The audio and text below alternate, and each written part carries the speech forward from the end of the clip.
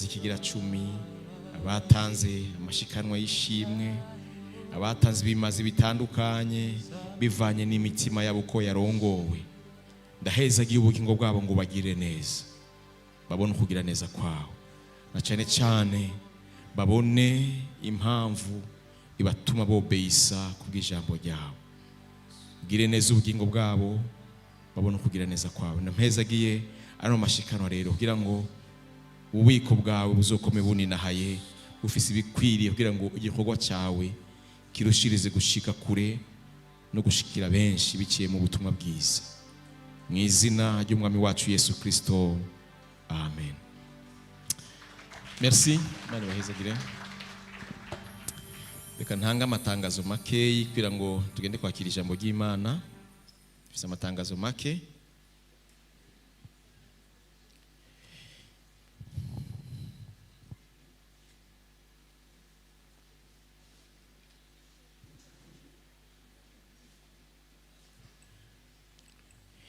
Itangazo dufise nuko biciye mu burongozi bw'ishengero uyu munsi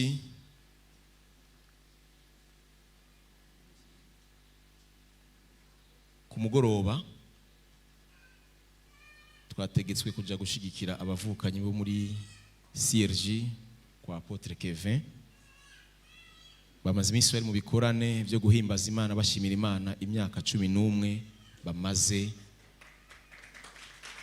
ego amashi menshi ku mwami wacu imyaka 11 bamaze Imana ibereka ubwizigwa bwabo rero ndarihereye kuko atari ryo tubasavye ariko nk'abana ngaha mu nzu mwese mutegerezwa kuba muhari no munsi ku mugoroba isaha 9:30 kuja gushikira abavukanyi bacu ko abana bacu bose uno munsi tuza guhurira muri CRG ku mugwa w'Imana nzima rongwe na Apotre Kevin kugira ngo tubereke neza yuko dushigikira urukundo dufitaniye n'imigenderanire myiza dufitaniye amen. Impamvu rero nababariye ngo no mu mpamvu zituma tuza gutaha kare kugira ngo mutahe kare muze kwitegura tuze guhurirayo amen.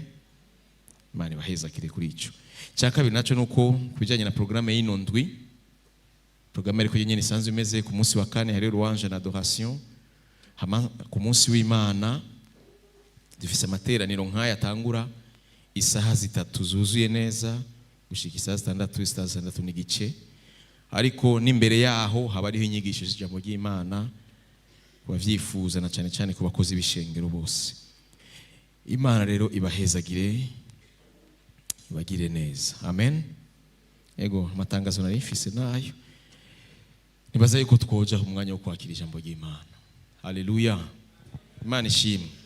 Turakire bavukanye muri Kristo Yesu batugendeye no munsi ukaba waheruka ngaha kera canke nibo bwa mbere winjiye muri kino kibanza nagomba ndagusabe ngo aho uri aho vyagiye utareke ikiganza tukwakire amen imbere yuko tuza kumva ijambo ry'Imana. Tariki ibiganza cyane hejuru kugira ngo tubakire kaze. Imana ibahezagire cyane. Imana ibahezagire cyane mwakoze kandi abasabe aho muvyagiye muvyaguruke muzo mukoze muvyaguruke kugira ngo ishengero ribabone ntabwo tubandika amashi menshi cyane ku mwami wacu amen. Mwagize neza kuza Imana ibagire neza reka sabe babicaye hafi yanyu muhaguruke mugume turagene kubakira mu cyubahiro mugume muvyaguruke kugira ngo babahe yambi yo mu rugo babakire hama mukumva yuko mukunze hano iyo ntebe nta wundi azoyicarako ni iwanyu ego kuko benshi barihenda ngo bayobowe n'Imana ego rimwe birabaho mugabo hariyo harabamo no gukunda ahantu ngene wahasanze yameze n'ingene hakubatse amen. Rero mukumva yuko mukunze kuba hano kaze dufatanye n'urugendo rwo kuvuga ubutumwa bwiza bw'Imana amen. Nizere ko twese twamaze kwakirana nanje ndiyakiriye mu ngoro y'Imana kandi namwe ndabakiriye amen. Haleluya. No munsi tugende kumva ijambo ry'Imana tuza kubwigishwa canke tuza kwakira n'umukozi w'Imana Pasteur Jean.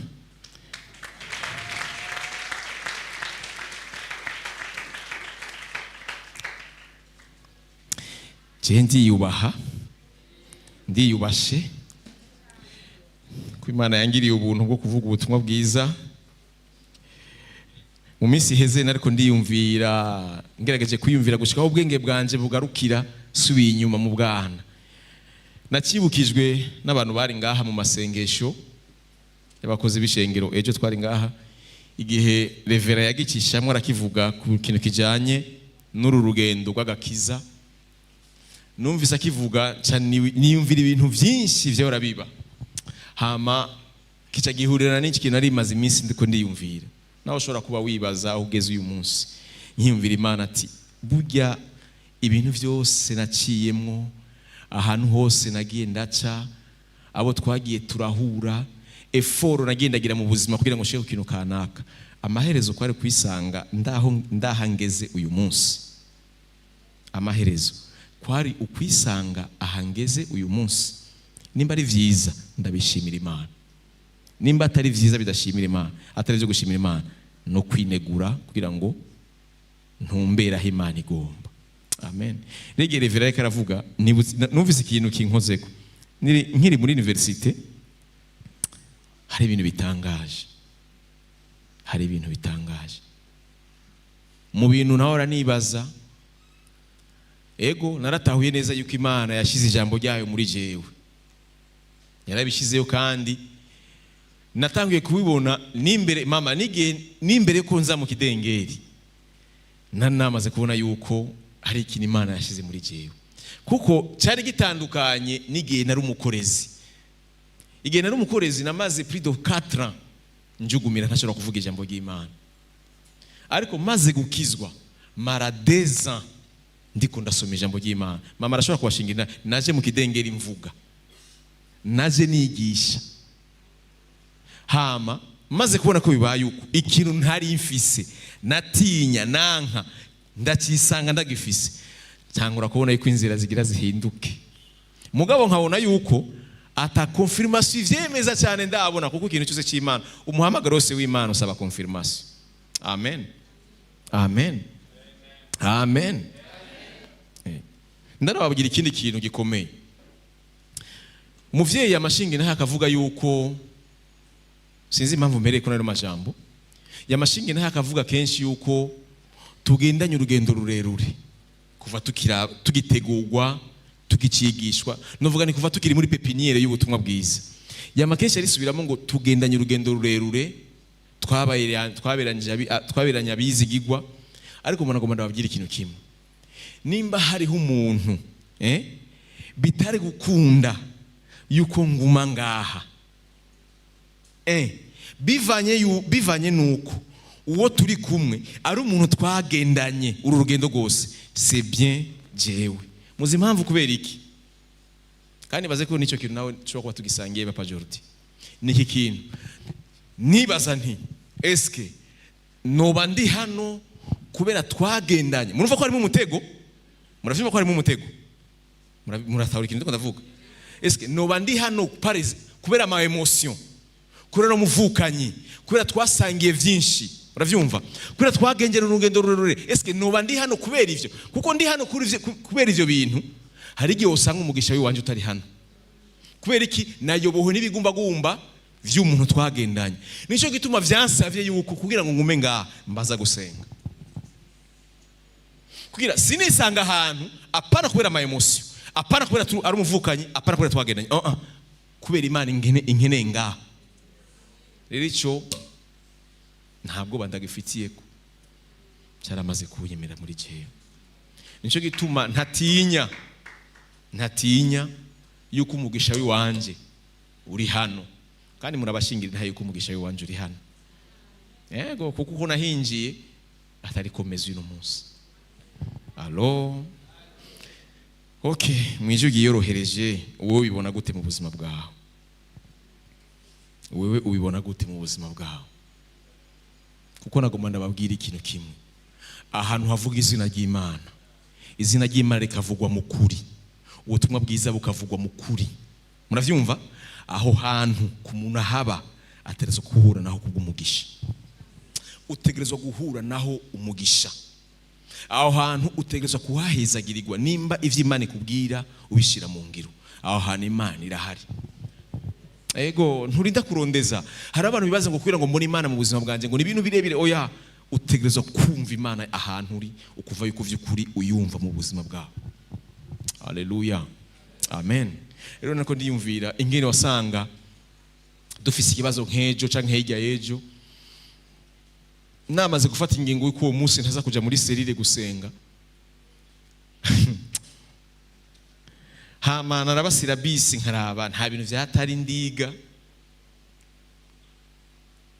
ntumva ikintu kimbaretse, haguruka uje gusenga, haguruka uje gusenga. Aca mpaguruka. Rimwe nkasanga ya interrogation yari kubejo ntikibaye. Muko muravyumva? Mumva ingene kurongorwa n'Imana ari vyiza.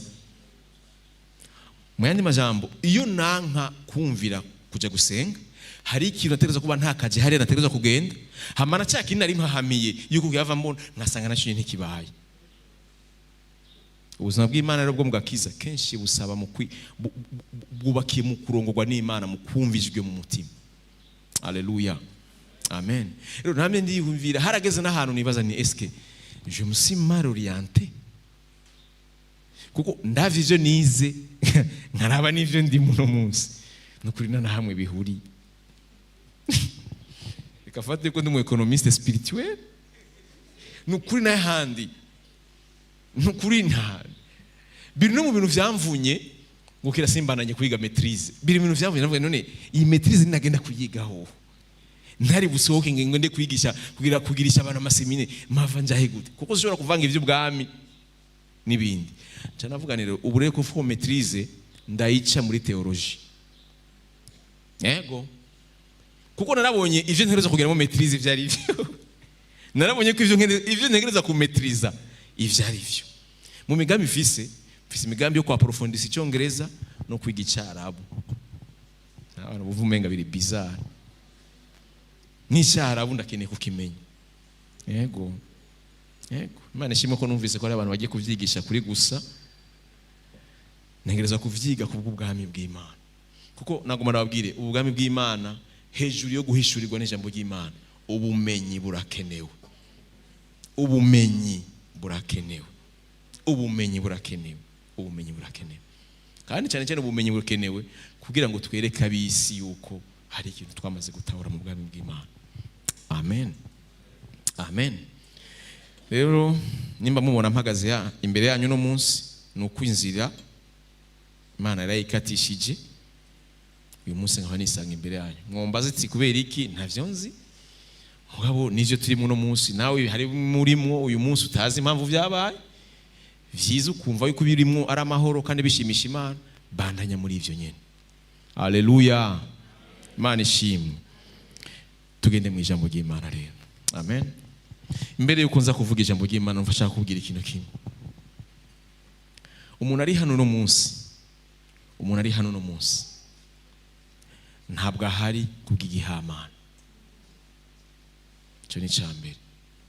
Hama umuntu ari hano no munsi ahari kubw'ubuntu bw'Imana butangaje, kugira Imana imutahuze ibanga kanaka yifuza kumenya mu buzima bwiwe. Nagomba nababwira ikintu kimwe. Twebwe turarondera Imana, tukivuza yuko Imana iza mu buzima bwacu, tukivuza yuko Imana igaragara mu buzima bwacu, na cyane parti nini ya cyane twama twifuza yuko Imana yaparesa mu mabezwe dusanzwe dukeneye ngaha ku isi. Amen. Nivyo sivyo? Twama tukeneye yuko aha ku isi hagizwe n'amabezwe, hagizwe n'ibintu umuntu akeneye. Ariko ikintu gikomeye cyane ni inzira y'ingene Imana yishura amabezwe yacu, ingene Imana yayishizeho. Haleluya. Reka mpera ahantu rero, kandi ndifuza ko mpwemu yera aza kunshoboza. Ufise agenda yitegure kwandika, kuko nifuza yuko iyi nyigisho ni wayitahura no munsi. Nibaza ko utazokufa wifuje gusubira kandi kuyimenya. Ego. Reka mpera ahantu.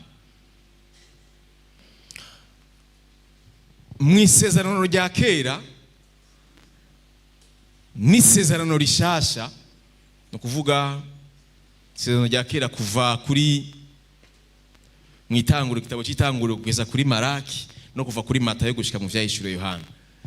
Bibiliya wiravye wobona umenga igabuyemo kabiri, umenga igabuyemo kabiri, kandi ubiravye igabuyemo kabiri, ariko mu bijanye na principe z'ingene Imana yagira kora igabuyemo gatatu. Kandi aza kubereka ikintu kimwe, igabuyemo gatatu kubera iki?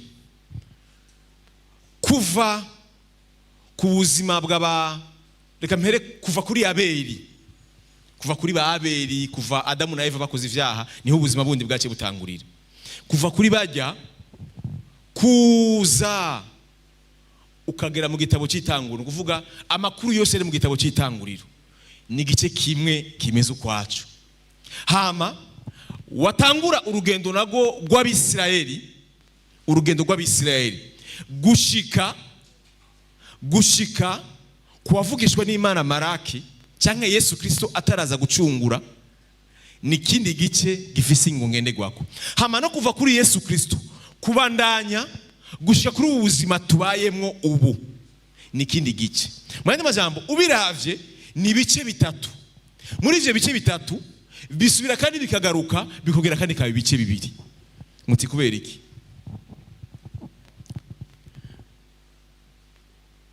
Uno mushaka tuvugana ikintu benshi mudatahura, benshi mutahura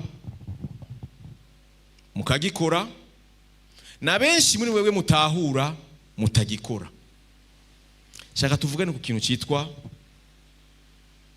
principe. Muvise mvuze itegeko, mvuze principe, sivyo? Kuko principe iratandukanye n'itegeko. Itegeko ni ikintu umuntu agushirako wanka wemera uriyeburije kugikora, ariko principe idepanda na volonté yiwawe.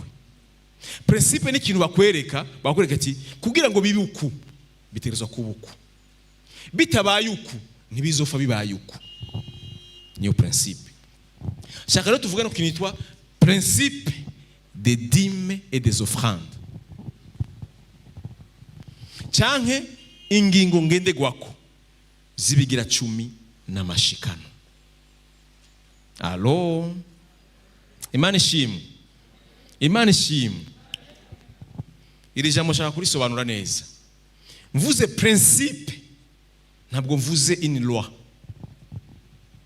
Principe ni ingingo ngenderwako, ariko itegeko utarikoze riraguhana. Ariko principe uyiretse ingaruka ni wowe uzisubise bivanye n'amahitamwo yawe. Turi kumwe? Turi kumwe? Ego. Reka mpera ahantu nifuza yuko umuntu ari kuri Bibiliya hariya agerageze kudushirako.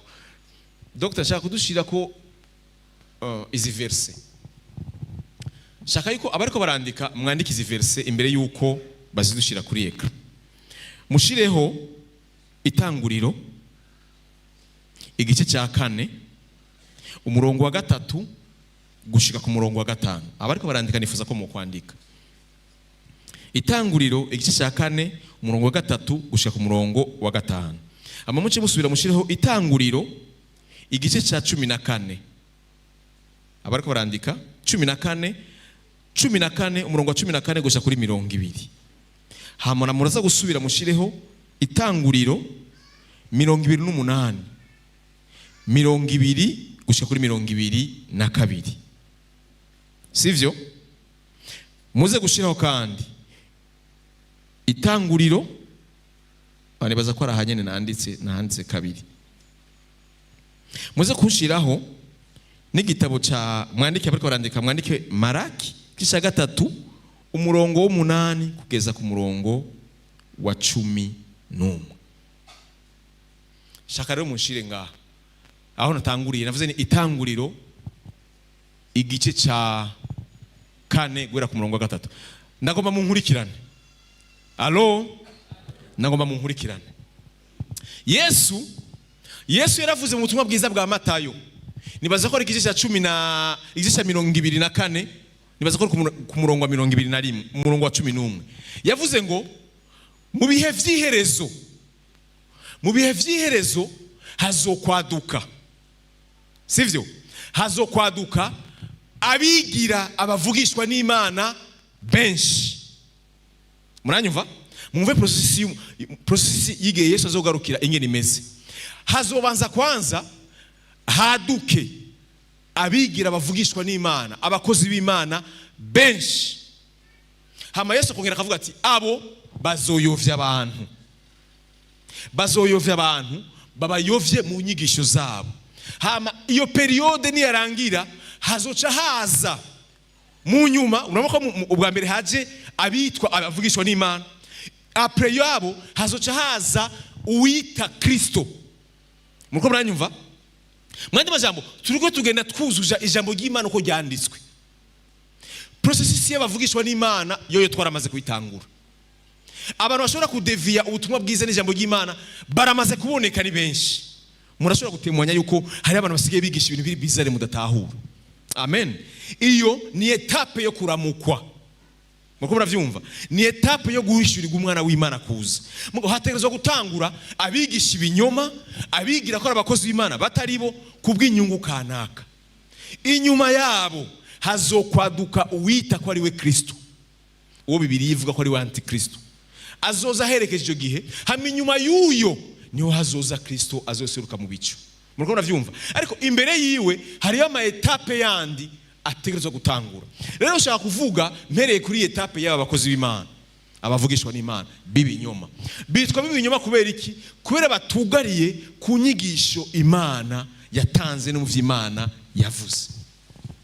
Allo? Amen. Amen. Reka ndababwira iki kintu. Guhera kuri Abeli ukaza ukagarukira kuri ba Aburahamu. Reka tugarukire kuri Aburahamu, kuri Yakobo na Yakobo inyuma yiwe. Guhera kuri abo bantu ikintu citwa gutanga dime, kuko yari ihari. Munyumvirize neza, yari ihari. Kuri abo bantu gutanga icyitwa ko ari kigira 10 kuri bo ntiyari itegeko, kuko amategeko ntiyari bwaze. Allo? Mwana w'Imana ndakeneye ko untahura muri kino gitondo, kuko urashobora gusanga ivyo ukeneye ko Imana ikora ubirondera mu nzira itariyo. Nico gituma Imana yashimye muri kino gitondo yuko utahura ingingo ngendegwako utereza kubironderamo. Urazi ikintu gitangaje, la majorité y'abana b'Imana mwese muvyagiye ngaha mu ngoro y'Imana, benshi igitigiri kinini cy'abantu benshi bari ngaha bifuza kubura benediction ivuye ku Mana. Benshi twicaye ngaha, benshi muri hano hariyo n'abafise excès ya benediction kubumva neza, ku buryo bumva neza yuko bakoze ikintu kanaka Imana ikikora ikikona kanaka. Mugo ndabibusa neza yuko Imana ni Imana y'ingingo ngendegwako. Kuva nagomba ndababwire naho ntarashika mu isezerano rishasha, kuko ndaza gushikayo naho nyene. Nagomba ndababwire ngo kuva Yesu Kristo aseruka ngaha ku isi, kugendana n'Imana no guhezerwa n'Imana biri muri principe. Ntibikiri tegeko, biri muri principe. Biri mu ngingo umwana w'umuntu yuzuza zikamugarukako. Niba shaka reka ndababwira ikintu kimwe. Ukwizera twama tuvuga imisi ko kutuyobora. Ukwizera ni principe. Ndabwira mpamvu ari principe. Ivyo wizeye, iyo utavyemeye n'Imana ntavyikora. Mwanya majambo urumva neza yuko bitangurana nawe. Itandukano riri hagati y'igihe turimwo n'igihe cy'aba Mose cy'ivyagezwe n'ibiki, nuko igihe cy'aba Mose Imana yarabategeka n'inkoni. Muranyumva? Yarabategeka n'inkoni ikababwira ngo vous êtes obligés, mwanka mwemera mutegerezwa gukora ibi bintu. Ariko kuva ku gihe cya Yesu Kristo, igihe cyero cya Yesu Kristo n'igihe cy'Aburahamu gushika kuri Abeli nibihe bisa, kuko ivyo bihe ko ari bibiri vyaganzwa no kwizera. Muranyumva? Vyaganzwa no kwizera. Ariko guhera kuri Mose akura Abisirayeli kushika agendana nabo yari amategeko, yari amategeko gusa, zari ingingo gusa, kwari ukubahirizwa. Ariko guhera kuri Abeli kuza gushika kuri Yakobo, ukava kuri Yakobo ukaja usimbuka mu isezerano rishasha, toujours Imana yacize ivuga ati il faut kusubira ku ma principe. Kuko niba ari abantu bagoye Imana, n'abantu bo guhera kuri Mose kuza gushika isezerano rishasha ritangurira, nibo bantu bonyene bagoye Imana. Ariko bajya abandi bo kurukiye giye kubera bayoborwa no kwizera, ntibigeze bananiza Imana, ntibigeze bagura Imana. Ni washaka kijya gihe cy'abajya abantu nta bihano birebire byo guhana abantu bihari, kubera iki? Bayoborwa na principe ijanye no kwizera. Amen, amen. None ngomba kubikirwa mwana w'Imana uri hana, uzi neza yuko utuzuza principe ijanye na dime nibimazi nibiki vyose. Umenye neza yuko ntabwo turi mu gihe cy'itegeko. Munyumvirize, ahubwo uraza kumva yuko igihe turimo kiri très dangereux gusumba cyagiye cy'aba Mose cy'amategeko. Ubu Imana yarabihinduye. Imana yarabihinduye, iravuga ati il faut ko abantu bamenye neza yuko isi cette fois-ci izoganzwa no gutanga no kwakira. Munyumvirize, nicyo gituma yavuga ngo yakifata ingingo, aravuga ati naragerageje kurondera umwana w'umuntu kugira ngo anyegere biranka, ndamushingamo amategeko menshi kugira ngo bikunde yumve yuko niyanka ndamukubita biranka. Cette fois-ci ngira shiraho principe, ngira jewe kwanza nk'Imana ntanga umwana wanje, kuko ninatanga umwana wanje nzobereka yuko nabanje kubaha, nabanje kubakunda, hama il faut ko nabonyere bagira gute bansubiza urukundo nabakunze. Muruko muravyumva? Mwana w'Imana wicaye hano muri kino gitondo, umenye neza yuko ubuzima tugezemo guhera kuri Yesu Kristo n'ubuzima budepandana na reciprocité, gutanga no kugarukana bivanye n'imigendere dufitanye n'Imana. Nta tegeko rihari ku buzima bw'iwawe by'ivyo wokora, ntari hari.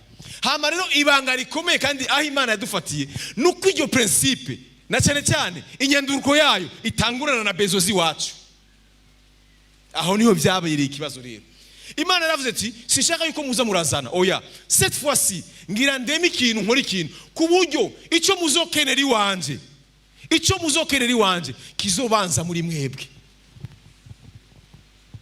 Ubu Imana ni yahana abantu, ntizobahana kubera ngo batumva ivyo yababwiye, oya bazohanwa na loi, bazohanwa na principe Imana yashize ibabwira ngo narabahaye umwana wanje kubera iki mutamwizeye. C'est ça, c'est ça.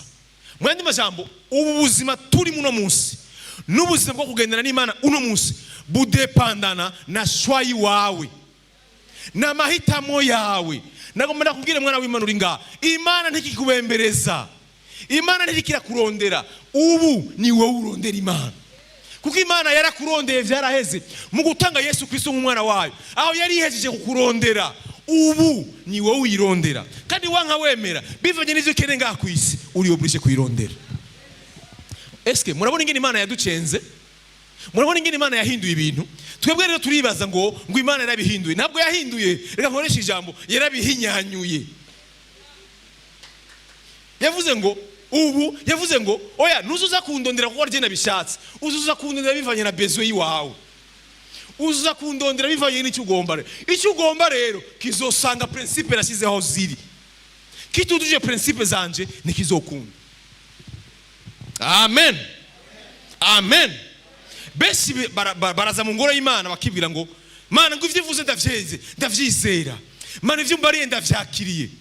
Imana ikavuga ati kubivugira hejuru sivyo binkanga, ndakene kubona neza yuko ivyo navuze wavyemeye. Kuko utavyemeye nanje sindavyemera, utanyizeye sinemera yuko tugendana. Kuko ubanza kwanza ko ivyo ndakubwira ni wewe utangura, si Imana itangura, ni wewe utangura, ni jewe ntangura. Nagomba kubwire ngo ivyo ukeneye vyose ku Mana ni wewe utangura, ntabwo ari Imana itangura, ni jewe ntangura. Hama Imana ikavuga ati yaramaze gutahura ama principe yiwanje, reka nuzuze principe yakoze. Ndabaza ikibazo kimwe, subiriza hajya ahantu tangura igice cya gatatu.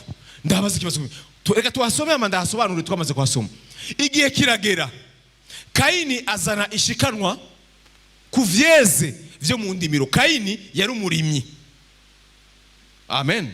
Yari umurimyi. Kuvyeze mu ndimiro ngo abishikanire Uhoraho. Abantu basoma Bibiliya musubire inyuma munyereka ahantu na hamwe Imana yamubwiye ngo Kayini na Abeli, ngo ko Abeli ari umwungere nawe ukabura umurimyi, ngo nimwaza kwezesha muze kuzana. Nta na hamwe biri. Nta na hamwe biri.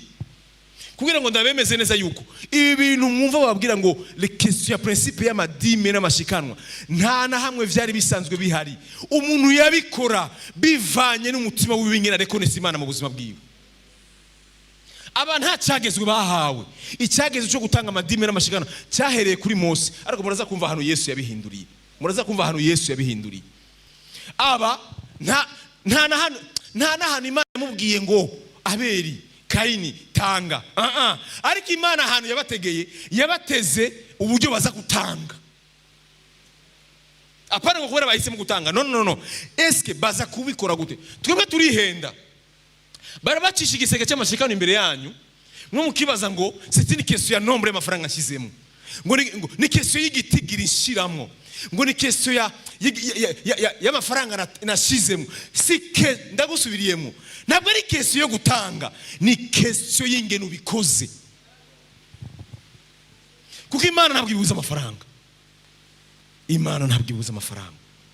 Kandi ayo utotanga Imana irafise abandi bantu yocamwo bakayatanga. None ndababaze bana b'Imana, mwumva vy'ukuri ko Imana ikeneye amafaranga yacu? Ntabwo ari amafaranga ikeneye. Oya, ahubwo ni inzira yashizeho bivane n'ivyo dukeneye, tubone inzira bicamo kugira ngo bitugarukeko. Amen. Aba muri bo havyuka umutima wo kuvuga ngo ibi bintu turiko turakora ivyo uko bimeze kose ni vyari vy'iwacu. Imana niyo yabiduhaye. Kayini araduka arafata mu ndimiro ziwiwe aragenda arayora arazana, aje mu biharage arayora arazana, aje mu bikera yora arazana. Mugabo ndabibutsa neza yuko guha Imana, kuzana mu ngoro y'Imana, gutereka ku gicaniro cy'Imana ntabwo ari itegeko, ni principe. Nuko byategerezwa gukogwa. Mu yandi majambo bikogwe bibereye nkuko byategerezwa gukogwa. Mumvirize aha batubwiye Kayini nta detail nimwe ihari. Ntibanavuze n'ingene yabikoze, bakubwiye ngo yaragiye arabiyora arabizana. Manuka. Umvirize uyu nawe wumva ingene batandukanye. Abeli nawe azana ku ntungwa z'uburiza. Intungwa z'uburiza ni uvuga ngo ni cavutse ubwa mbere cyose. Icyambere cyose, uburiza ni cyambere cyose. Muravyumva Bibiliya shasha nibisobanura neza.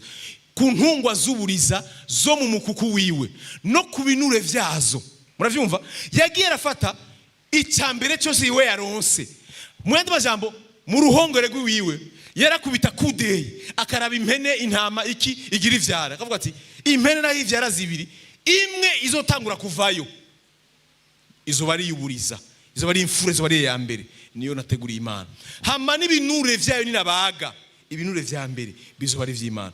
Eske mwumva hari je murumva ngo nguhoraho aravuga ngo hari cyo murumva nga ntacyo murumva, kuko ni kweriki vyavuye mu mitima yabo.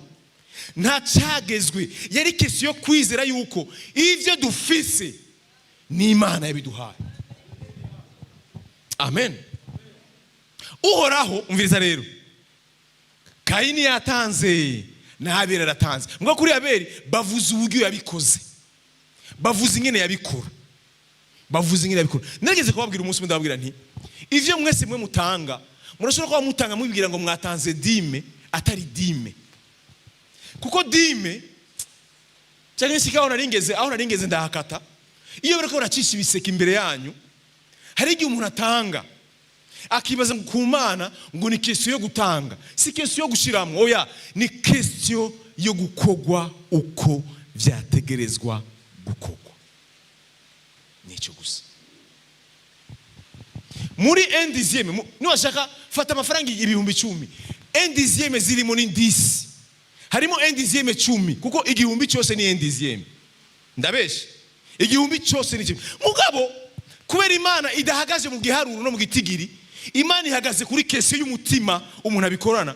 Ishaka yuko umenya neza yuko kijya kintu cyitwa ko ari cyambere utarakora ibindi bintu. Umviriza, ivyiwawe vyose witege gukora, banza kwanza wiyibagire, unyibuke jewe ko ndi Imana yawe. Ntumvange n'ivyiwawe. Umenye neza ko imigenderanire yanje hamwe nawe ihagaze ko gutahura icyo ndi mu buzima bwawe. Mwete majambo rero, igiye principe yo kuvuga ngo ntarakora muri kintu na kimwe nkuremwo ivy'Imana igomba, ni kwereka Imana yuko ariyo yonyene isumba ibindi bintu byose mu buzima bwawe. Rero ntabwo ihagaze mu gitigiri, oya, bihagaze muri uwo mutima ubikorana. Benshi muri mwebwe ari abazana amadime y'ivyo bagiye barakora baranavyibagiye bakabizana, mwe mukibaza ngo ni dime. Ego dime en question y'igitigiri ni dime kuko ni endizième, mugabo en question ya principe. Imana ubwa mbere ibishaka kwiguma, ndakubwira kimwe, Imana ibikeneye kwiga umutima wawe ingene umeze, n'ahandi amafaranga ntayibuze. Ivyo hagarike. Yesu yaravuze kuri Petero avuga ngo kuri Petero, kuri wewe nzokubaka ishengero ryanjye. Yesu ari capable kubaka ishengero ryiwe, ariko wowe kubera amabezo yiwawe wararonse access yo gusatisfiza amabezo yiwawe. Nago mare basubire mu bana b'Imana, nta kintu gishasha Imana izorema gishasha. Ikizorema cyose mu buzima bwawe kizovana n'icyo ufise. Yesu abantu bose baza kugira ngo abagire neza, yababaza icyo bafise. Bamubwiye ko abantu bashonje ari benshi bashonje, ntiyatewe ubwoba nuko abantu bashonje. Yabaje hagati yanyu hari iki? Papa Jordi, Imana ntibishobora kurema ikintu gishasha ngo ikizane, toujours izohezagira icyo ufise. Nizo gituma Imana itakirema abantu. Oya, ubu yarahisemo process yuko umugabo n'umugore bahura, muri bo hakavamo umuntu.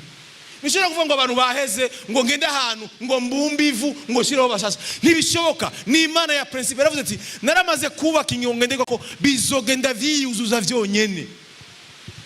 Dufise umutego ukomeye cyane, nuko dukeneye ko Imana duhezagira, tukibagira yuko inzira yacu yo guhezagirwa ivana n'ingene twifata imbere yayo. Hari umuntu rero yibwira yicaye hano akibwira ngo ishengero ngo rirakeneye dime, ngo barakeneye ko dutanga amadime ku nguvu. Oya, wanka wemera bivanye n'amabezwe azovyuka mu buzima bwawe, uzokwisanga uri oblige. Kandi agomba kubwira mwana w'Imana, nta yindi nzira ihari, nta yindi nzira ihari, nta yindi nzira ihari. Kandi Imana ishimwe, wowe uri kuranyumva uno munsi ufise ubwenge bukiye bwo gutahura no kumenya, guhera kuri uno mwanya ndiko ndavuga ugiye muri danger, kuko ukuru umaze kumenya uri oblige kukugenderamo. Mushobora kuza imbere y'Imana ubwire ngo Mana, kubera iki nakubona mu buzima bwanjye, kubera ko utampezagira, kubera iki ntabona ntatera imbere. Imana irakubaza ati none ndugire kuki? Ni iki nofata kugira ngo nzeku? Wowe ushaka ko ndaguhezagira, ni iki nodugira? Kuko ntegereza guhezagira ikintu cyabaye, kuko Imana nimba yitwa Imana nuko idashobora gusambura ivyo yashinze. Naho worira ugatakamba ugakena gushika ushaje, izokwama yitwa Imana kandi izokwama yitwa umugorotsi. Kubera iki? Ntiyivuguruza mu vyo yavuze. Amen. Niko ndababwira rero ngaha, Imana ngaha bashase kutwereka ingene Abeli yakoze ibintu, kandi kujya kuntu yakoze ibintu vyace bigaragaza umutima wamutuma ko amariko arabitegura imbere yuko abikora. Ariko uwundi yafashe ahantu hari stock, aragenda avuga ati reka ndeke ngende yore nzane ku gicaniro. Imana yavuga ati ndashimye ico Abeli yakoze, kuko mere kuraba umunsi yagitegura kugira ngo akinzanire, hariyo principe yagiye arubahiriza kugira ngo afate icyambere. Avuga ati imbere yuko ufata ibindi byose, ikintu cyitwa icyambere, irifuko icyambere cyo kibica Imana. Ndabaza ikibazo kimwe, yabisomye hehe? Yabisomye hehe? Ko abavyeyi biwe atakimazina kimwe bari batanga, Adamu na Eva ntacyo batanze, yabikuye hehe? Vyavuye muri besoin ziwiwe muri we. Ko aravuga ati uyu mugambi wanje na projet yiwanje yo korora kugira ngo bitere imbere vyako bigire kuri, irifo ko Imana ibigira mu ruhara. Imana rifo yuko ironka inzira y'ahantu yinjirira iwawe. Bana b'Imana, nagomba ndababwire ngo même si Imana ari nyenkomezi ifise imbaraga zo kukugaragura no kukugaranguza uko ushatse, ntizopfa yinjiye mu buzima bwawe utayihaye access. Ntibizofa bibaye. Nico gituma kwirondera no kushaka kwikenera mu buzima bw'iwawe tujuru bizohera kuri wewe. Yera turondeye vyaraheze, ubu ni twebwe turiko turarondera Imana. Kandi mwari mukwiye kwicara hamwe mukiyumvira ingene yaje ikaduha agakiza bikitwa yuko dukijijwe. Yesu aje promoma turashobora kuja mu ijuru, ariko akayemera kutugumiza ngaho, akemera kutugumiza ngaho. Ivuga mu cyimvira ko nico kintu. Amen. Shira ku wundi murongo nababariye ko mudushirako 14 guhera kuri 14 kumanuka. Umviriza ahantu kuri 14. Aburamu yumvise yuko iwabo yafashwe mpiri. Aha yari yumvise amakuru ya Loti yuko bamufashe ahantu yari yagiye hari Sodomu. Yumvise ko bamufashe, ajana abanyarugo biwe bize kugwana. Bavuye iwe 318 barabakurikira babahambiriza idani manuka. Aburamu ahenga mu ijoro, abantu biwe abacamwe ibico barabatera barabanesha, barabakinagiza babashitsa ihoba ahahera ibumoso bw'i Damasiko. 16 agarura ibintu vyose, agarura n'uwiwabo Loti n'ibintu vyiwe n'abagore n'abakobwa nabo n'abandi bantu manuka. Atabarutse avuye kunesha Kedorowama n'abandi bami bari kumwe, uvuga avuye kunesha uwo bari bagiye gutera, sivyo? N'abandi bami bari kumwe, umwami w'i Sodomu amusanganira mu kiyaya cy'Ishave, nico kiyaya cy'umwami manuka. Kandi message yanje ntaguriye ngaha, kandi Melekisedeki umwami w'i Salemu, umuherezi w'Imana isumba vyose, azana imitsima na vino, azana imitsima na vino manuka. Ahezagira Aburamu aturagahabwa umugisha n'Imana isumba vyose, nyene ijuru n'isi. Kandi Imana isumba vyose iragahezagirwa, yagushize abansi mu maboko. Urumva ehera badakwereke nta na hamwe Melekisedeki yari bwahure na Aburahamu, ariko Melekisedeki arabizi ko Aburahamu yaronse itsinzi. Mumviriza ahantu Melekisedeki aje arabizi ko Aburahamu yagize gute, yahezagiwe, yagize iminyago. Bwari bwo bwa mbere babonanye, mwabo aje abizi yuko Aburahamu yagize. Mwe muribaza yuko Imana yibagiwe ko twahezagiwe? Muribaza yuko Imana itamenye yuko twaronse? Muribaza ko Aburahamu yaturumutse kuri Melekisedeki, yaturumutse kuri Aburahamu, nta ramwe bigeze bahurira. Ariko kandi Imana yaguhaye iminyago, bahuriye he? Aburahamu kuko abizi neza yuko iyi Imana itanze itegerezwa kugaragara mu vyo yatanze. Yagushize abansi mu maboko, nuko Aburahamu amuha ikigira 10 muri vyose. Ndasuye kubaza entre nous et à voix basse, iri tegeko, hari itegeko mumvise bamubwiye? Mwumva mu kigira 10 cya Aburahamu harimo itegeko? Kuko abigisha bubu bigisha bakubwira ngo yari amategeko yahawe Abisirayeli. No. Bige vyari bivanye na principe y'ubuherezi n'ingene Imana yari kirakora, ariko gutanga kwahereye kuva mu itanguriro. Gutanga umwana w'Imana uri hana, guha Imana expression yo kwereka Imana yuko ari isumba vyose mu buzima bwawe, yahereye ku Abeli. Ivyagezwe Mose banda Abisirayeli bataraza, Abarewi abaki batarashigwaho, hari ababikoze kuva kera. Uwo mutima bawukuye he? Nagomba ndababwire, umuntu wese yatahuye Imana, umuntu wese yibwira yuko yamenye Imana, arazi principe zo kugendana n'Imana. Sivyo borinda kukwigisha, bitereza kuba biri mu mutima wiwawe. Nimba bitaraba mu mutima wiwawe, uyu munsi uvyumve. Abantu bose bagendana n'Imana barazi principe zo kugendana n'Imana.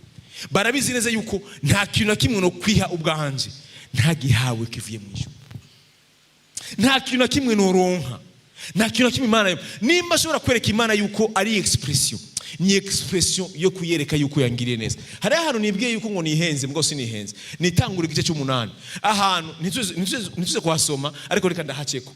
Nowa amaze gukira, novuga ni ugucunguwa kwa kabiri ku isi. Nowa amaze kuva mu bwato, Bibiliya ivuga ngo muri vya bikoko yinjira navyo mu bwato yagiye arafata ibisumba ibindi ubwiza, yubaka igicaniro. Nta Imana icyo ushaka ko mutahura, mwumve neza yuko aba bantu bose ndiko ndabasubira mu itizano rya kera, nta hantu na hamwe Imana yababwiye ngo bayitangire, nta na hamwe. Yari expression na principe vyubakiye ku kwizera, bize iyo Mana yabo. Nowa aradebarse mu bwato, aravuze ati nacunguwe, Imana yangiriye ubuntu, ni je n'umuryango wanje twakize. Kuko nagomba ndabasubiriremo, n'abana ba Nowa n'abakazana biwe nta kintu na kimwe doduruwaci imbere y'Imana uvuga ngo cyabakijije, bakijijwe kubera baziranye na Nowa. Imana yabacunguye kubera Nowa, nta migenderanire bari bafitanye n'Imana, bacunguwe kubera Nowa. Nowa rero amaze kuva mu bwato aravuga ati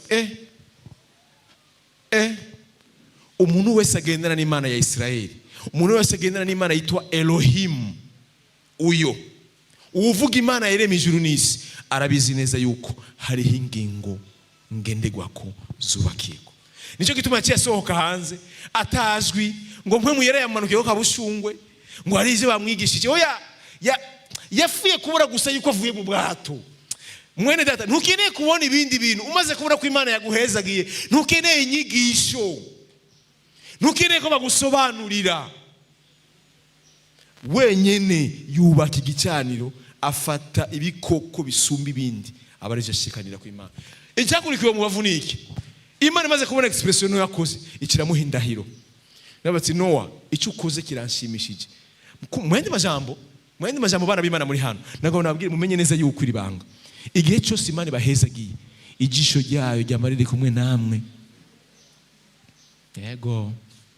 Igihe cyose yakugiriye neza, igihe cyose wagize ikintu uronka mu vyo yaguhezagiye, ntavyo ubona, mugabo umenye neza yuko ijisho ry'Imana riba riko riragukurikirana.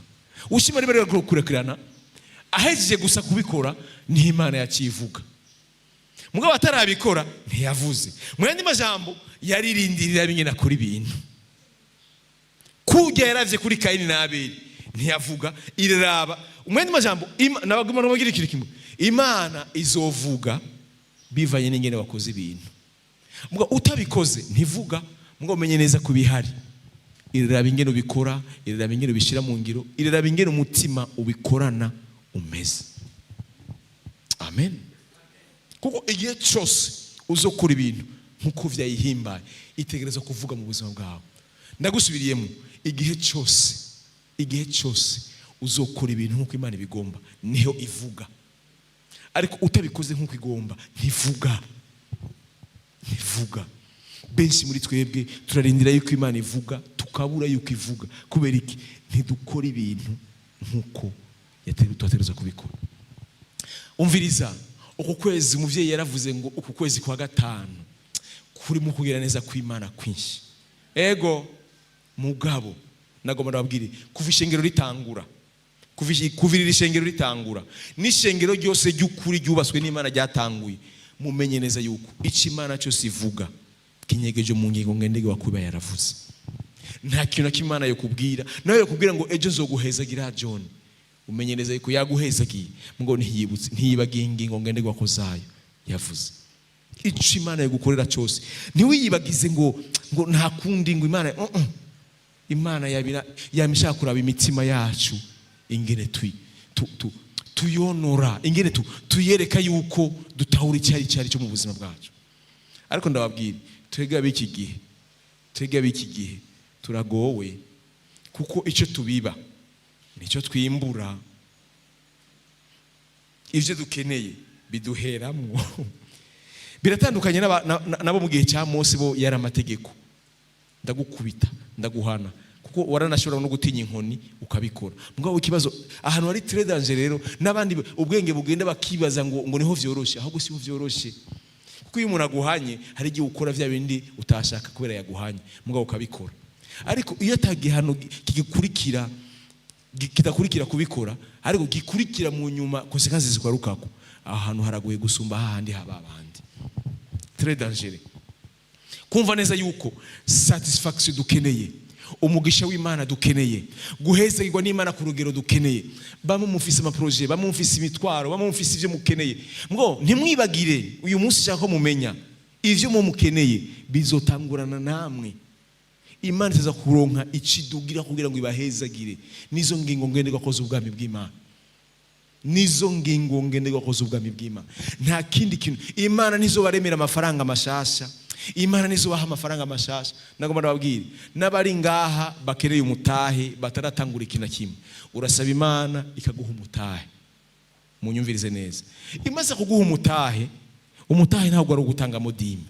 Oya. Ndasubiramo munyumve neza.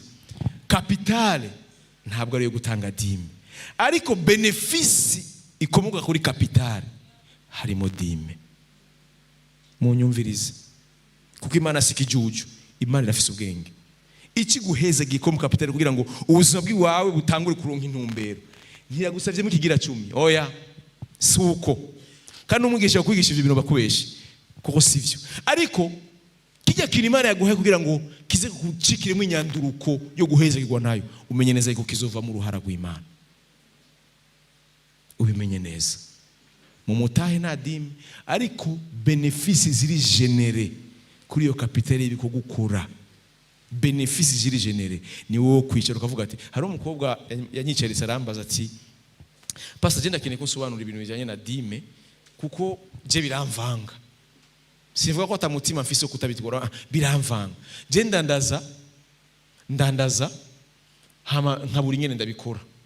Ikintu ndashaka kudandaza ikintu no munsi, ejo muvye naranguye, ikindi kakugwa ejo, ikindi kagwa hirya ejo. Nagomba ndabwira ikintu kimwe. Nimba mwumva neza yuko mu bisanzwe ivy'Imana bigenda bijyana n'ingene isi nenye nigenda ihinduka. Kera batanga amafu, batanga impene, twasomye impene. Mwumvise ko Kaini yazanye ibiharage, muravyumva? Kera vyari bihari kuko ekonomi yo kwisi, mwumvise ko ngiye muri cadre economist ngo economist spirituel, kana bije muri ekonomi impwemu. Hariho ama moyen yo gusatisfiza amabezwe muri societe, muravyibuka? Hariho nkavuga nti jewe ko iwanje dufise umufuko w'ibiharage, umufuko w'umuceri, nta munyu tugira. Kwa Jean Petit barafise umunyu, barafise ibiharage, nta muceri bagira. Ilifo ko ndamuha Jean Petit umuceri, nawe agire gute? Amumunyu. Ije twita le troc. L'échange des produits contre des autres produits. Muravyumva? Ni hari bwaze amafaranga kugira ngo yekilibre la loi de l'offre et de la demande. Amafaranga yaraje kugira ngo aramplace ivyo bintu vyose. Nico gituma turiko turavuga ikintu cyo mwotanga, twijenereza ku mafaranga kubera iki? Niyo ari capable kuvunjwa mu vya bindi vyose agabiha agaciro. Amen. Amen. Ariko kazokumva ko kuzana ukeneye kuzana ibiharage, nta cyageze ukibibuza. Oya, hajemo gusa ikintu cyo tuma abantu boroherwa, kuko amafaranga arorosha. Amafaranga arorosha. Hari n'abantu badashima kugendana n'amafaranga y'ibiharage. Nagomba nakubwira, isi system ikigenda ihindagurika, bientôt hazoza crypto-monnaie. Amafaranga ayo muri limitere limikashi, udasubira kandi gukora ku mafaranga y'ipapuro n'amaboko. Biriko biraza bientôt bizoza. Bige mubona virema yo muri banke, nigitigiri bagushira muri konte yiwawe gusa, kikagaragaza amafaranga. Mwandi majambo ekonomi y'isi igenda nukigenda. Nk'ubu ari abantu mvuze crypto-monnaie, hari abantu naho batara mu rushinge babwiye ko amafaranga ntavyo bumva. Efra remara amafaranga. Isi kiragenda ku buryo ibintu bigenda bihinduka. Niko ndabwira rero, hatanguye aho abantu bashobora gushanja ivyo bafise. Kubera ata equilibre yo ihari imwe igenera ivyo gutanga. Haca haza mu nyuma haza amafaranga. Oya mu nyuma haje inzahabu. Inzahabu. Haje inzahabu, uvuga ubutunzi bw'umuntu babuharura mu nzahabu. Babuharura mu ifeza, mu muringa. Ivyo nivyo vyabiriyemo. Ivyo biracari no kuno munsi ku buryo hari abantu batazi n'agaciro k'amafaranga yiwacu aho gahagaze. hari abantu mumva amafaranga bugera afise principe. Aha mumva ngo ifaranga ryataye agaciro mubaza ko kubera iki? Ni kubera banki centrale nta buryo burimo. Ibintu bita malengo d'or afise agaciro kugira ngo amanure ekonomi y'igihugu cyacu isubire kandi imanuke, nta yarimwo. Rero nimuba mubona amafaranga yiwe wasigaye ashakwa gutanda agenda aba menshi, ni kubera banki centrale ari iha valeur na autorité amafaranga nta butunzi buriyo. Yandi majambo hasigaye hari itegeko gusa rivuga ati aya mafaranga avunjwa aya mafaranga gujaho. Fenomene nabonye Imana izidufashe nizo twishikemo niyo muri Kongo. Muri Kongo urashobora kubona imeza navuga nti ingana n'aka gapodium ukagabuyemo kabiri. Fenomene yuzuye amafaranga gushika ngaha. Iyo ntiraba fenomene. Fenomene nuko nta muntu numwe yifuza kuyiba. Kubera iki? Kugira ngo yibe yafise agaciro ategerezwa guterura nk'ibeni. Mugora vyumva? Ico kikwereka valeur ya banki yanyu autorité ifise itangure na igarukiriza. Amen. Rero niko nababwira bigenda bihindagurika. Nimba mwumva babwira ngo mutange ikintu, nako nababwira hajya nako nababwira ni waje rambaza ati none ngo nobikora gute? Ndamubwira nti ivyo waranguye urazi ngene bingana. Genda ufata ivyo waranguye ugerageze kuraba ivyo wungutse mu nyungu yiwawe, genda ukure mu dime. Apana muri capital, apana mu mutahe, mu nyungu yiwawe genda ukure mu dime. Gerageza uteranye inyungu zawe zose, hamazimaze kuraba ingene zingana, ukuremo cyitwa kigira 10 ukizana imbere y'Imana. Ndasubiramwe si itegeko. No kugira ngo ivyi wawe bibandanye bigenda neza. Si itegeko mugabo harimo consequence. Kubera iki? Ni principe. Bibiliya iravuga mu imigani sindahabona neza uwo murongo, havuga ngo umwe atanga ivyo yarafise byose, cyangwa agatanga umusesekara akarushiriza kunguka, hama uwundi akanka gutanga n'ivyo yarakwiriye gutanga bikamukwegera ubukene. Muravyumva? Mwanya majambo, iyo umuntu adatanze ivyo yarakwiriye gutanga mu nyuma bizana ubukene. Ndagomba ndababwira, hari abana bacu muranumviriza, hari n'abantu bahuye n'ibintu batazi ivyo ari byo. Principe z'Imana ntizihindagurika, kandi ivyo Imana yashinze ntibihinduka. Naho wobona umenga ntibiraba ku buzima bw'iwawe, menya yuko bizoba. Hari abantu muri mwe buja wumva kubwiye ngo umukozi yaorankorera ngo yanteruye amafaranga nganuko. Ndibaza ikibazo. Deje urumva ko ari nyatsi. Mu muhemu yo ni nyatsi. None ko inyatsi ivuga yuko mu bijanye n'inyatsi hari ingingo ngenderwa ko ijya ituma inyatsi itaza iyo umuntu yashikanye iyo ngingo. Hari abantu bamwe musanga mwabuze amafaranga mwayatanze mu nzira mutazi, mukibaza ngo babivye. Oya, muricara hamwe mwiyumvire, murabe muri principe y'Imana yuko bigenda neza. Ego kuko bitabaye uno munsi, ejo canke hirya ejo bizoba. Urashobora kwigumya ukavuga ati ntavyo nkora, ariko nagomba gusubiremo bizoba. Kwijambo ry'Imana ntiribesha. Nawe nimburi hano bitaraba kubako, menya ingene witwara bivanye n'ikintu wumvise uno munsi. To utubahirije principe z'Imana, hari ibintu biba utazi aho bivuye, utazi umuntu abizanye, hama wakwicara hasi ukiyumvira ugasanga hari ikintu kimutakoze. Ivyo navyo rero twebwe nta na autorité na nkeyi tubifiseko. Naho two gusengera, naho ugira inama ukarondera abasoda, abapolisi bagufasha kugira ngo mufate ujya muhimbiri yakwivye abizane. Mon frère, ma sœur, urukugwana n'ikintu utazi ko urashobora no kumushira muri prison wananirwa kugumugenderera fendo fe bakamurekura. Iyumvire uramuboshe kubera bamutwaye amafaranga yiwawe urengeje ko kuzura mugaburira umuravye ntayazoguha uri oblige kumugwiza muri prison kugira yaguhe mugabo ntayafise mugabo kandi hiyongeye ko ikindi kintu uri oblige kwa mumugemurira utabitoka nanibe bito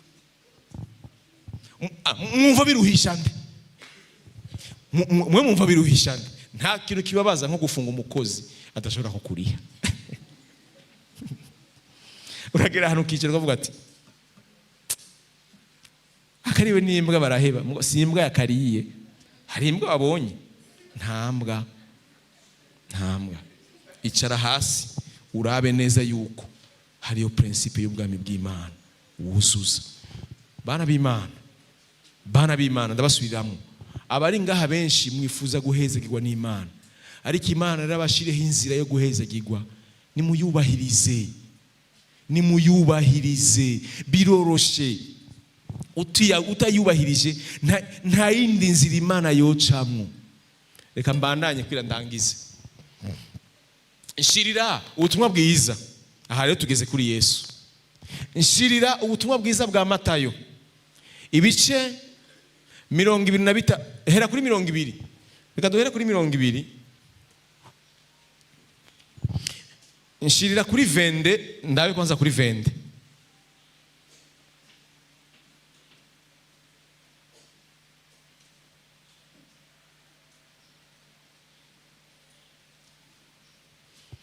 sigaje iminota nka 10 n'ingahe zo bampejeje era doctor shiramo iri jambo kwanza riri muri Maraki ndarisoma Maraki 3 guhera kuri 8 umviriza hano ngene avuga mbega umuntu yogunga Imana ariko mwebwe mwarangunze yamara muravuga muti twakugunze ibiki mwangunze ikigira 10 n'amashikanwa manuka wa muvumo murawuvumwe kuko ihanga ryose uko mungana mwarangunze manuka. Umviriza mu bisanzwe ijambo ry'Imana riratangaje urashobora kubira ngo ivyo uri kurasoma ngo ni vy'Imana yashize kuvuga kumbe Imana hari ikindi kinashize kuvuga. Umviriza ahantu mu bisanzwe inyishu yahajya ahantu yabije twasomye igira iboneke ahantu muzane mu bubiko ikigira 10 gishitse kugira ngo inzu yanje ibemwo ivyo kurya enda umviriza rero mumve origine yo gutanga mwende majambo akagwera kuri enda ni mungerageze umviriza murakeneye ko ndabagirira neza murakeneye yuko mubona ineze yiwanje ivu yiwanje mugabo ntibishobora kwizana mubanza kwanza kungerageza hari abantu batarumva ikintu mvuze hari umuntu ari ngaha arakeneye ko Imana imugirira neza arakeneye ko Imana imuhezagira Imana kwihezagira ibikorwa by'amaboko yiwe Imana kwihezagira ivyo akora Imana ivuze ngo sinshobora kuza kubikora tante moi nungerageze banza ungerageze ngera enda ni mungerageze ni kuhoranye n'ingabo agize hama murabe mwende majambo c'est pas question yo kudatanga toujours ni question y'ivyo wewe ushaka kuko ivyo ushaka ubanza kuyigerageza ni wowe uprovoka kugira ngo iguhe mwumvise aho bihera ariko usoma ibiri hejuru ukibaza ngo batubwiye ngo tutangibire oyaye niko kundi navuze bitangurana nawe umviriza bivukira mu vyo wowe ugomba iyo besoin satisfaction kene n'ivyo Imana gukorera kugira ngo Imana igirikora ni wewe utangura kwirondera kandi uko uzoyirondera kose irafise ikintu iminsi yose Papa Jordi izokwama yuririrako nta gishasha Imana izorema izohezagira ico wazanye ukene kuzana Imana guhezagira amafaranga irifuko amafaranga yawe agaragara mu bwami bwayo il faut kwicuke icyo umviriza. Yesu yaravuze ngo icyo umuntu abiba cette fois-ci nicyo azokwimbura, nicyo umuntu yimbura. Murabe ko ntazobagomorera ko ingomero zo mu ijuru, nkabacunshumurira ko umugisha mukabura aho umugize. Aya majambo yose y'abantu bariko barasoma bararyoherwa. Iyo abantu bumva ko Imana izobacunjura ko umugisha bararyoherwa. Mugabo ntibazi ko bitangura n'ijambo rivuga ngo gerageza. Mwene majambo wowe umvuga ko ushaka ko ndakugira neza. Qu'est-ce qui t'y a fait? Ni igiki wakoze je no hurira no dugirako. Amen. Tugende mu butumwa bwiza rero ndangiza. Hari umuntu yatahuye ikintu muri kino gitondo? Hari umuntu yumva ko ariko ariga? Mu yandi majambo hahandi ukeneye kushika ni wowe utegerezwa kuhatangura. Ivya bindi byose bikuzana ngaho ukeneye ko Imana iguha ni wowe utegerezwa kubitangura. Ya bitangurana nawe, bitangurana na acte yiwawe, ni wowe utegerezwa kubisomborotsa. Ukeneye ko Imana ikugira ikintu gikomeye, ihezagira iki? Icyo ushaka ko Imana iguha ni igiki Imana ihezagira? Kuko cette fois-ci Imana ni muri question ya multiplier, c'est pas muri question ya création. Non, iri muri question ku multiplier. Mugabo i multiplier ikintu yaguhaye, kuko niyo yabanje kukiguha hamikireye kukizana imbere yayo kugira ngo irabe kure konetre yiko ariyo yakiguhaye hamigiheze kiri kugarukeko. Umuntu arondera ko Imana mugira neza mugabo ntazi inzira y'ingene bikogwa. Amen.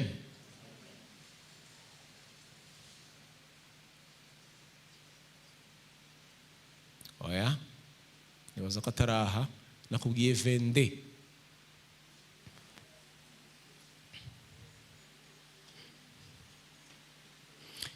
Shira kuri 17 ndabe 22:17.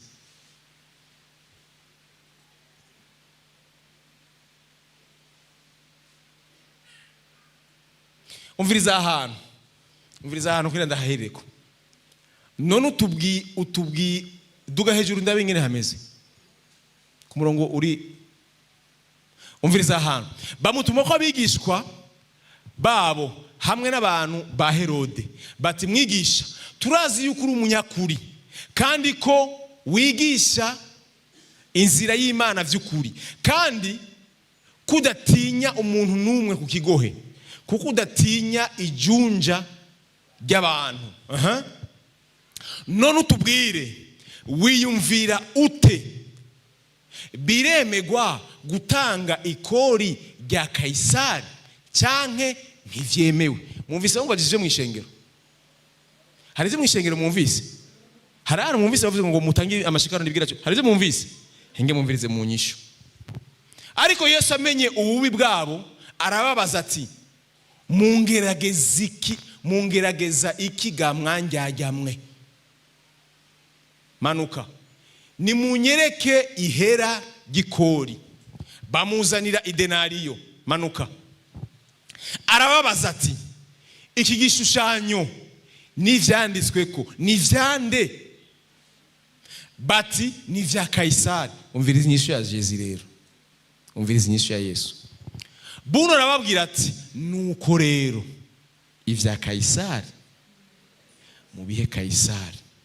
None iyi parti yindi kurikira hareba bamubajije ko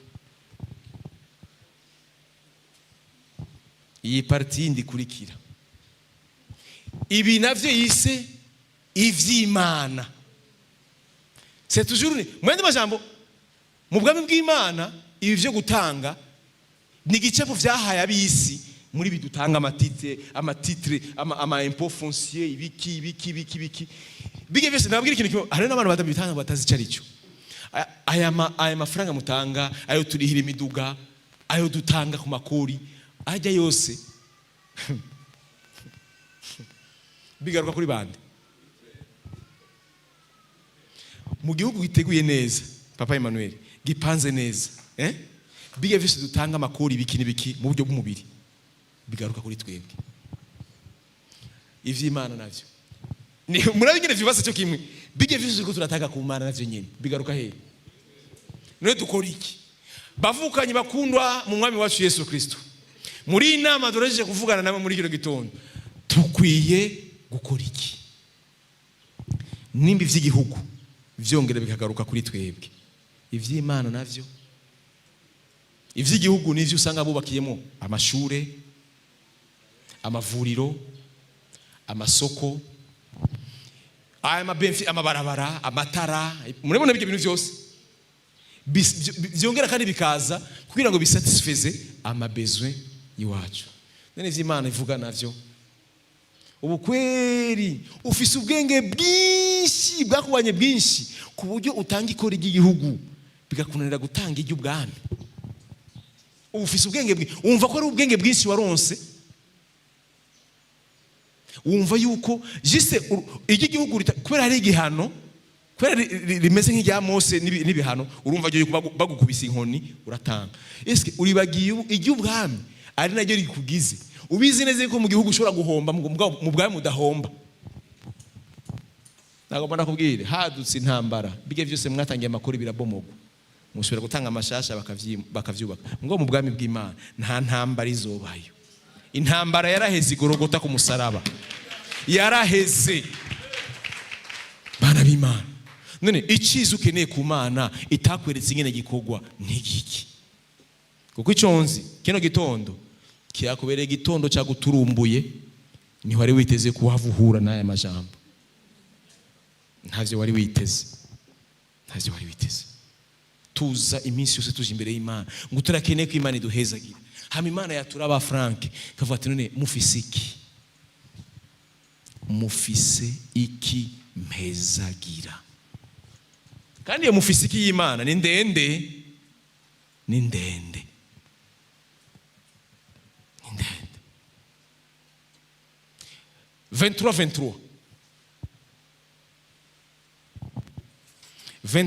Matayo.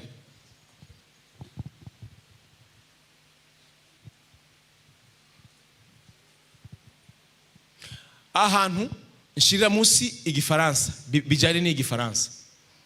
Mwumvirize Yesu kubijyanye n'ikigira 10 n'ayandi mashikanwa yose. Havuga ngo muzobona ibara. Mu gifaransa hari abantu babwiye ibara batumva ivyo ari byo Papa Jordi. Reka turishire mu gifaransa. Muvuga ngo mu gifaransa avuga ngo malheur. Malheur ni kuvuga malédiction, umuvumo bivuye mu kanwa kandi ku Mwami Yesu. Muzobona ibara mwebwe abanyabwenge b'ivyanditswe n'abafarisayo, mwanjyajyamwe.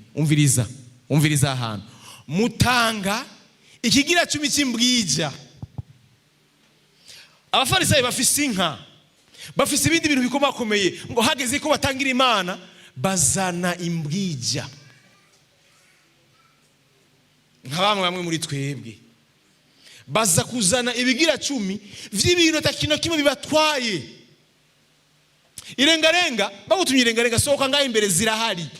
Ize ahubwo ubu hari ibintu vyabaye tutazi. Kera irengarenga zari imeza.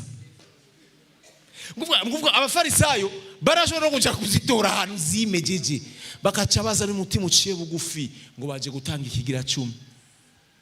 Yesu arabwira ngo muri kumuvumo, mwe mutanga ikigira 10 cy'imbwija na anisi na kumino. Izi ni mboga za zindi zo hasi, ariko natadushirimo sogi. Bana b'Imana nibwo buzima benshi muri twebwe bafise. Bazi guha Imana dime, ariko ufa kuzana ivyo babonye. Hari n'abatanga ibidakwiriye. Yesu muramwivugisha ngo Yesu navyo yavuze ko ngibi muzobona ibara. Ariko abwira abafarisayo mugabo nto hagati muri twebwe il y a des pharisiens, hagati muri twebwe. Mwanjyajyamwe mutanga ikigira 10 cy'imbwija, cy'imboga zitagira umutwe n'amaguru, munzanira mu ngoro yanje ibintu bidahonye n'agaciro k'ivyo nakoze n'icondi. Nicyo bishaka gusobanura. Subiriza mu hajya gifaransa bifatane, bigume bifatanye uko nyene. Oya biri en parallèle ari bibiri.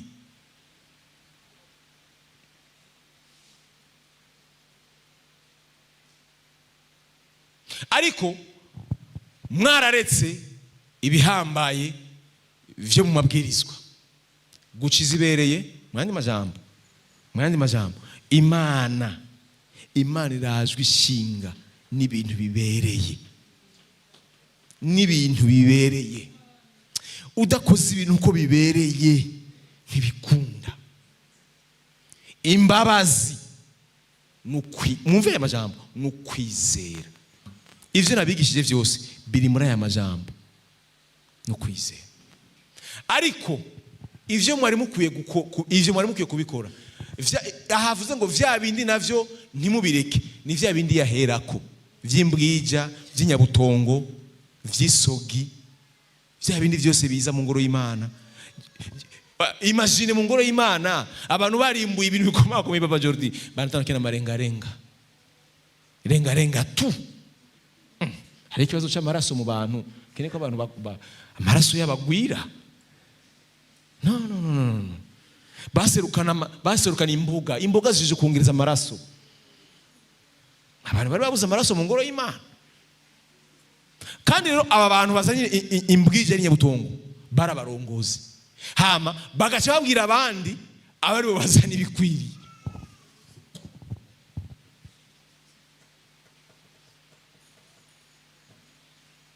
Yesu araje ishinga. Ntakeneye kubona umuntu aseruka imbere yiwe azanye inyabutongo, azanye imbwije. Ndiko ndavuga inyabutongo, murumva icyo ndiko ndavuga. Murumva ikintu mvuze. Guha Imana ikintu kidakwiriye, kitabereye, kitari mu nyanduruko yo kwizera, vyubakiye ku mbabazi Imana yatugiriye.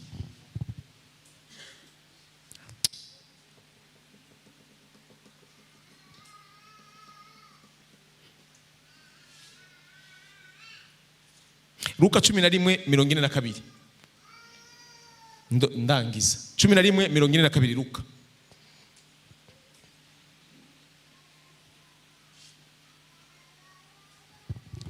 Ariko muzobona ibara abafarisayo, kuko mutanga ikigira 10 cy'imbwija n'isogi n'imboga zose. Icyitwa imboga, imisoma, imikubi, amatembere, mufashe izindi murazizi.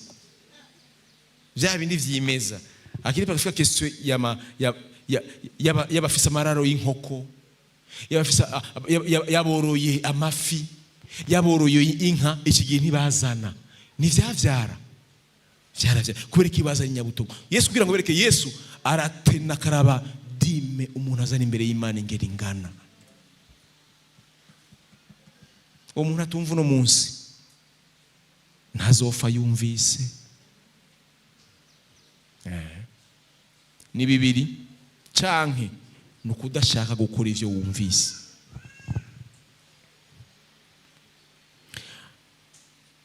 Shira Luka 6:37-38.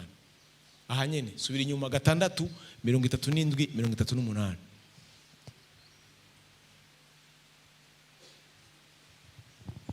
Umviriza ahantu. Kandi ntimugahinyure mu mitima yanyu. Mwumvirize konteni n'icyo yashize kuvuga ahantu. Ntimugahinyure mu mitima yanyu, namwe mukazohinyugwa. Mu yandi majambo, icyo umuntu akora nicagira gute? Nicaronka. Ntugahinyure kugira ngo ntibazi bagire gute? Baguhinyure. Kandi ntimugatsindishe, namwe mukazotsindishwa. Mubohore, namwe muzobohorwa. Muriko murumva kuri Yesu Papa Jordi, icyo ukora, icyo biba, nicyo wimbura. Nicyo kintu rero Yesu yajazanye. Murumva neza yuko cette fois-ci Yesu ivyo yaje gukora vyugariye kuri twebwe. Ntibikiri kandi ku Mana, vyugariye kuri twebwe. Mutange, namwe muzogira gute? Namwe muzohabwa. Manuka. Ingero nziza. Muzohabwa iki? Ingero nziza itsindagiye, inyigishiye, isesekaye, niyo bazobaha muco muteze. Kuko ingero mugereramwo ariyo muzosubirizwamo namwe. Urumva kuri Jezi bifatanye na ya principe y'Ababeli. Ndakeneye ko ntera imbere, ilifo nkora acte yo kwizera ivyo nshaka, ilifo ko ndavyereka Imana yuko nshaka kubikora. Imana ihezagire wa mutima wa vya bintu nshaka bivanye n'ico nakoze ku Mana. Apana loi, apana icagizwe, ariko umenye neza yuko vyugaranye ubuzima bw'iwawe. Ni washaka iki ku Mana uzoserukana iki? Yego abandi bantu bashobora kuba babigisha ivyo bintu barabesha. Imana ntiriyo kugira ngo yivuguruze ivyo yavuze ngo bisambu. Oya.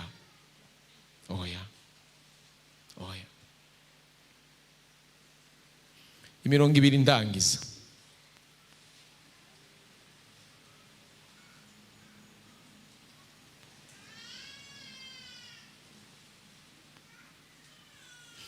Ahubwo n'umurongo umwe. Shira mu Baheburayo igice c'indwi. Ndangirize ngaha. Abaheburayo igice c'indwi.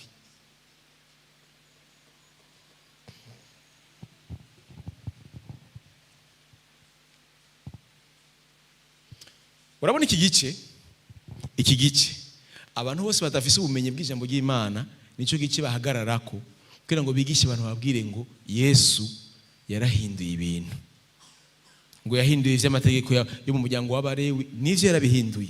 Ariko ilifo kumenya n'igiki Yesu yahinduye, n'igiki yakuyeho, n'igiki yagumijeho.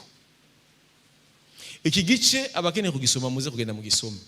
Iki gice kivuga kubijanye n'ubuherezi, hama kigatora kanenge ubuherezi bwo guhera kuri Aroni kumanuka gushika Yesu Kristo aje kuducungura. Nukuvuga yuko abaherezi bose guhera kuri Aroni bari bafise kanenge.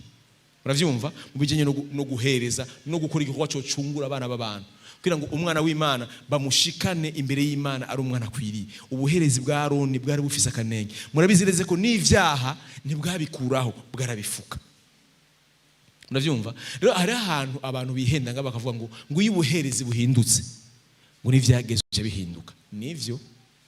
Nivyo hahindutse ubuherezi ubwahe, hagumye ubwahe.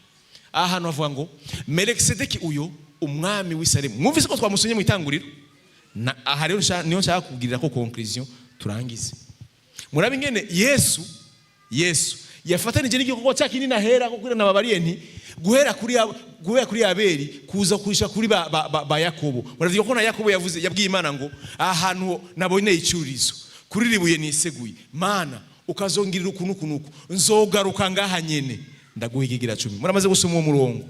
Abo nico kituma navuze ni abo bose mubasomye barongogwa n'ikintu cyitwa cyo kwizera atagiye ko n'umuntu umwe bashiramo.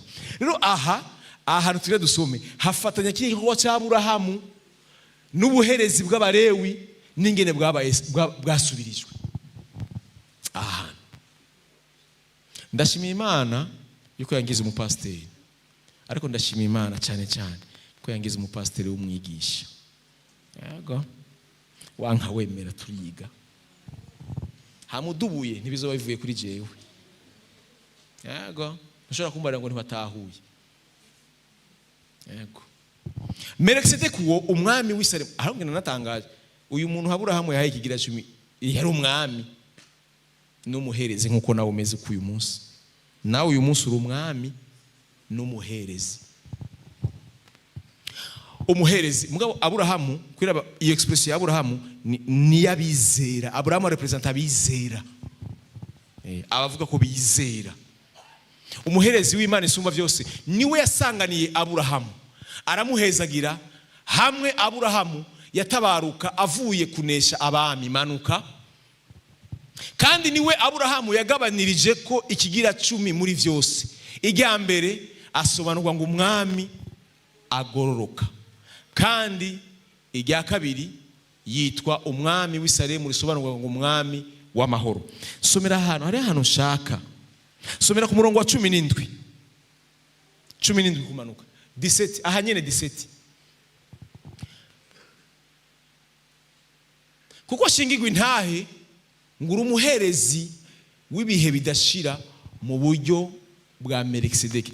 Uyu muntu ashingiye nako ari umuherezi w'ibi bidashira mu byo bwa Melkisedeki, bariko ravuga umwami Yesu. Bariko ravuga umwami Yesu. Ndabatumye kuja gusoma ahantu. Bariko bashaka kuvuga yuko umwami Yesu yarakuyeho ubuherezi bwa Aroni. Nabo bagiye barabukorana bose arabakuraho. Ashima bwa buherezi bwo kugiye cyande cya Melkisedeki. Ubuherezi bwo kugiye cya Melkisedeki nta kigira 10 bakuyemo. Mwandi majambo ashaka kuzana ubuherezi bwugariye mu kugira ngo umuntu mu kugendana n'Imana kwiwe yubakire ku bintu vyitwa ukwizera Imana agendana nayo no kurekonetra Imana yamenye mu buzima bwiwe iyariyo. Mu Gifaransa bavuze ngo yabaye umuherezi à l'ordre de Melkisedeki, à la manière de Melkisedeki. Mwandi majambo nimba ubuherezi bwa Melkisedeki babuzanira amashikanwa bakabuzanira ibigira 10, nibwo Yesu Kristo yashimye yuko buzamo. Apana bwa Aroni bakubwira ngo itegeko ritegerezwa kukuza kugira ngo uzane ibigira 10. Oya subwo ubwo Yesu yarabuhinduye. Mugabo muri ubwo buherezi bwavuga ko Yesu yashimye, harimo ikibazo dufise gitahura abanyabwenge, nuko guhezagirwa muri ubwo buherezi bwa Melkisedeki gutangurana natwe. Aha niho hari ibanga rero rikomeye. Hama uko guhezagirwa kugatangurana na besoin no gushaka n'inyota y'ikintu dukeneye ko Imana ikora, mugabo ikaba yugariye yuko icyo dukeneye ko Imana ikora kiza tukizanye, kiba ari ikintu twakoze, kiba ari ikintu turekonetra yuko ku Mana kingana uko. Gutangira Imana bidahagaze ko ngo bakubwiye ngo utegereza gutanga, oya, bihagaze kingini wamenye Imana mu buzima bwawe. Ingene wamenye Imana mu buzima bwawe. Yesu yakuye ubuherezi bwa Aroni n'abamukurikiye bose kugira ngo azane ubuherezi bufishishije nk'iya Melkisedeki, mu kuvuga ngo aho umuntu agendana n'Imana azi grandeur y'Imana mu buzima bwiwe, azi icyo Imana imaze mu buzima bwiwe, ku buryo n'ivyo ayihe ibihwanye n'ingene Imana ingana. Alo Abigalatiya 6:6. Ubutumwa bw'ubuntu bw'Imana twahawe n'intumwa Paulo. Abigalatiya 6:6. Ndabasaba mu vyaguruke dufata umwanya wo gushimira Imana. Conclusion n'uyu murongo. Umviriza ahantu. Ariko uwigishwa ijambo ry'Imana ahe umwigisha mu vyiza vyose. Manuka ntimuzimire. Umurongo nshaka gushimangira ko cyane n'uyu. Ntimugire gute? Mu vyaguruke twahejeje. Ubutumwa bwe n'ubwo ntabwo busaba amasengesho. Ubutumwa nababwiye ni ubutumwa bwa principe. Nta muntu uza gusengera. Eka. Oya. Ukumva yuko ari ivyo ukeneye ku Mana, wumvise aho bikomoka. Utavyuzuza navyo urazi inkurikizi zizobijamo. Imana umviriza ahantu ntimuzimire. Imana yo nticyokogwa. Mumvi ko bikurikira kubijyanye no gutanga. Hejuru mumvise ko bavuga ivyo gutanga mu ngoro y'Imana, byo guha mu ngoro y'Imana gushikanira abaherezi ibiki nivyo bitangura. Cyongera karavuga ngo ntimuzimire. Imana yo nticyokogwa, kuko icyo umuntu abiba cyose arico azokwimbura. Mwende majambo ikintu ushaka kuvuga ni iki? Cette fois-ci mubizere Yesu Kristo nk'umwami n'umukiza w'ubuzima bwiwe, abari muri isezerano ry'ishya ntibikiri question ya 1/10. Mwumve aho byabaye binini rero mu butumwa bwiza. Ntibikiri question ya 1/10. Ubu rero bigiye mu kwizera Jean Petit. Umuntu yatanga 3/10 azokwimbura iki?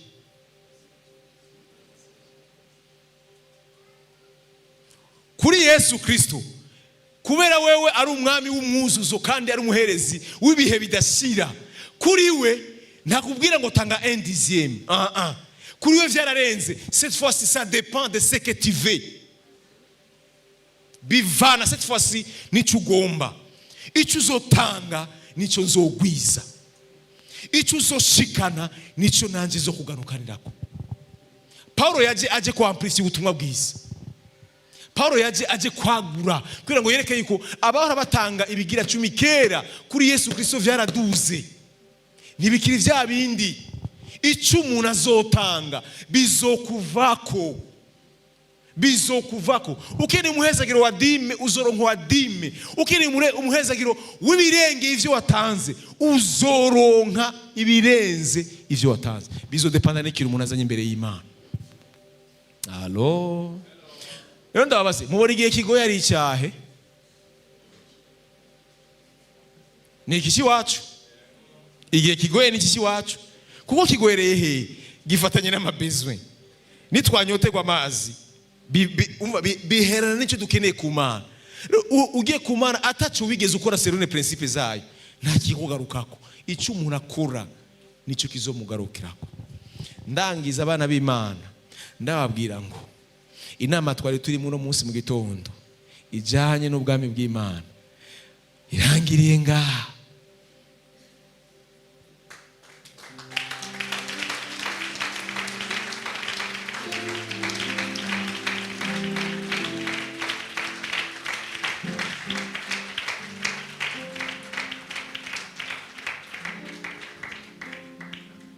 Utahe uzira ijambo dime canke offrande, ikigira 10 canke amashikano ni acte yo kwizera, ni acte yo kwizera.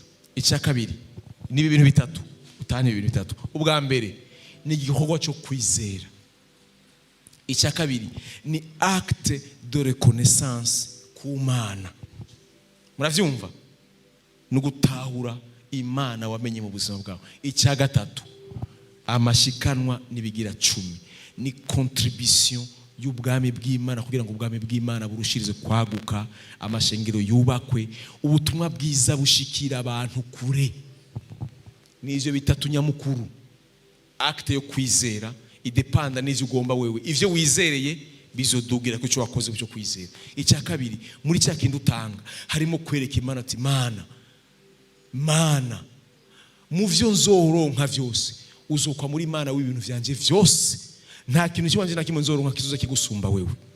Acte de reconnaissance. Cya gatatu mumenye neza yuko mu mitima iyo muri ko muratanga dime canke ibigira 10 muri ko burashigikira umurimo w'Imana, muri ko burashigikira ubwami bw'Imana, muri ko murakontribua indirectement mutabizi kugira ngo ubutumwa bwiza na wa wundi utobwira ubutumwa bwiza kubwa contribution yiwawe ababishoboye bazi bamushikire bivanye n'icyo watanze mu ngoro y'Imana. Genda mufungure, muhage, muze amajambo twaganiriye, tuze guhurira kwa Apotre Claver saa 9 n'igice. Imana ibahezagire cyane.